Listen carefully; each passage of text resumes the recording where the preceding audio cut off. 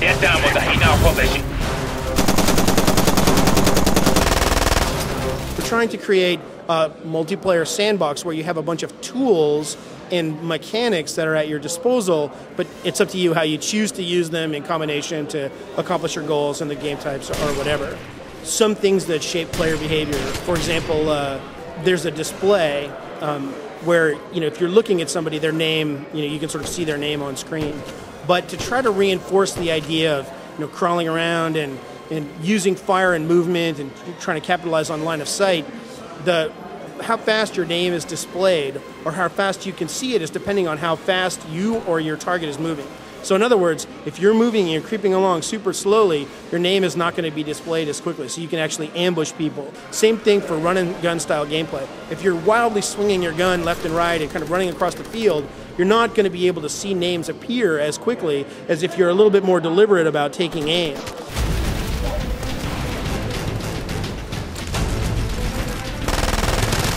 We've got some of the standards. We've got deathmatch and team deathmatch. We have a wrinkle on capture the flag. We call capture the diamond.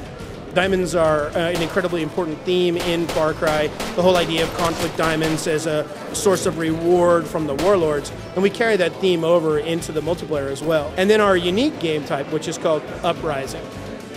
Uprising is a kind of a command and control type game. There are 3 points on the map, and both teams are appointed with a commander, a lieutenant, by the warlord. It's randomly selected, one of the players on each team, although you can vote to be the lieutenant, the next time the game happens. So if you really want that job, you can have it. But in any case, the lieutenant on each team is the only one who can actually capture a point by occupying the space where the point is on the map. And so your job is to escort your lieutenant as they kind of move out across the map, help them capture all 3 points, and then track down the commander on the other side and execute it. And that's how you can end the match and win.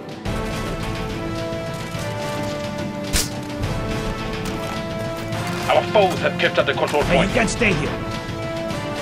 There's no question that our team has always understood the incredible value of multiplayer in terms of the longevity of a title. And we really understood that, after the game is released and people have enjoyed the single player, the multiplayer is where, it comes alive and becomes something that the community owns. But there were so many technical challenges in actually getting, the game to work. The technological challenges, the engine challenges. We made a strategic decision early on to not go too crazy with trying to create a really wildly different type of multiplayer. Instead, the decision was to focus more on the editor, the ability to let players author their own content, make their own maps, keep it fun to play, but not too complicated, so that the community could then take the ball and run with it on their own, as opposed to doing something that had incredibly complicated objectives and all sorts of other complicated logic that was associated with it. I'm excited to see how the people are going to react to this game. We've created what I feel is a really fun, really engaging multiplayer experience. And I'm excited to see how the fan base and user-created content is going to take it to the next level.